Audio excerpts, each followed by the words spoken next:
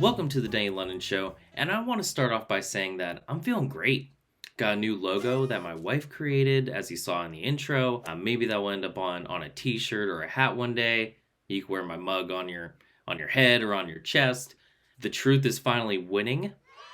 People are starting to open their eyes to the mainstream media lies out there. And Joe Biden was right. And that's what our show is about today. Today I'd like to talk about the supply chain issue. What caused this madness? Who's to blame? And when will the shelves be stocked again? Now, being a normal American, I had become accustomed to driving my gasoline-powered car to the local store whenever supplies were running low. Last year, I could get precisely what I needed 9 out of 10 times. Unless it was toilet paper. I seem to talk a lot about toilet paper on this channel. I digress. But on this unorthodox Monday, as I walked into PetSmart, things felt a bit empty. Some of the aisles were consolidated, and the variety of products seemed less than my previous visit. The supply chain issue was even impacting their guinea pig selection.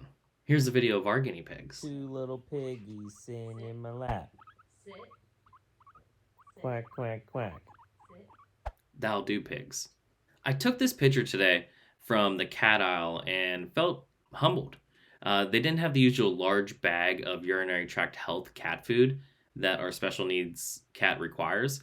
If he does not eat this specific formula, his urine will crystallize and it will cause him great discomfort and pain. Luckily, I was able to locate a smaller bag that will work just the same. Now, this was not a one-off account. As you can see, the shelf is looking rather sad. And we're not used to seeing this in America.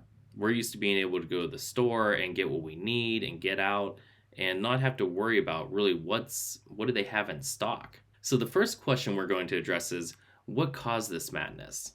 By now, I'm sure many of you have seen the images of cargo ships sitting idle outside the port of Los Angeles. And according to the LA Times, that number has recently hit 100. But wait, I thought there was a supply issue. How can there be an issue and that many ships waiting to offload their precious cargo? In the next paragraph of this article, they blame climate change, consumerism, and the sixth extinction, which are all interesting topics, but I don't see the correlation here. And if you Google cause of supply chain disruption, it'll give you the answer you absolutely expect. Now, we can't blame for everything. Someone, somewhere, is responsible for this mess. My research led me to a California bill called AB5, which was signed into law by the devil himself in 2019. I mean, Gavin Newsom.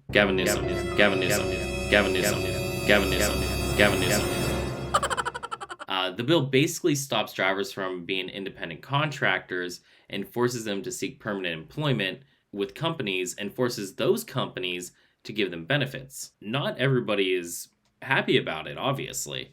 However, AB5 was blocked from being implemented in California's trucking sector because of an injunction handed down by a U.S. District Court in California at the start of January 2020. Therefore, we cannot blame Gavin at this time. We reached out to Gavin's team for comment, and he was unavailable. Now, I'll spare you some of the technicalities and basically leave it as this whole thing is a shit show.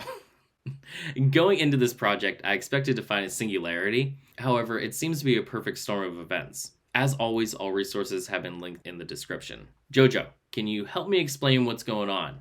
Explain the supply chain. Okay? Lots of luck in your senior years, my coach used to say. Thanks, bud. Well, here's what's going on. There's a 25% increase in demand for products compared to 2019, which was pre-pandemic. The LA port and Long Beach port handles 49% of imports from Asia. And if you look at the globe, it makes sense because that's like the most direct route. However, once the products arrive there, they must be shipped east where most of the big cities are. That's where the people are at. The transit can take quite a bit of time, and according to trucking.org, the American Trucking Association estimates that in 2021, the truck driver shortage will hit a historic high of just over 80,000 drivers. This figure is the difference between the number of drivers currently in the market and the optimal number of drivers based on freight demands. This is truly incredible. And you might be asking yourself, why is there a worker shortage? We kind of got into that in the last video, and feel free to check that video out. I'll put the link in the description and put a little a link at the end of this video too. But they provided many reasons, including pandemic causing early retirements and a high average age of current drivers, federally mandated minimum age of 21 to commercially cross state lines, the inability for drivers to pass a drug test, even in states that legalize marijuana, and the pandemic causing school closings, which led to fewer than normal drivers being trained. Now, the scary part is, what you can see from the graphs here, is that they're projecting no relief in the near future. And I'm curious how long we're going to be using human beings to ship products across the country, with electronic vehicles becoming better and better, the batteries improving on them, and self-driving being as safe as it is. Now, an interesting fact I stumbled across was that for every 100 containers shipped into the United States, only 40 are exported. This is causing U.S. shipyards to pile up with unused containers. In return, places all over the world are being forced to build new containers, which in return raises shipping cost. They have to make their money back somehow, which in return raises the cost of everyday products. Inflation. I warned you, it was a shit show. Big Joe Dog wasn't lying when he said it was complicated. So let's recap some of our earlier questions. What caused this madness? Honestly, it's just a perfect storm of events. And Joe Biden was right. See, this is a fair and balanced channel here. Who's to blame? A failed economic system where our main export is culture.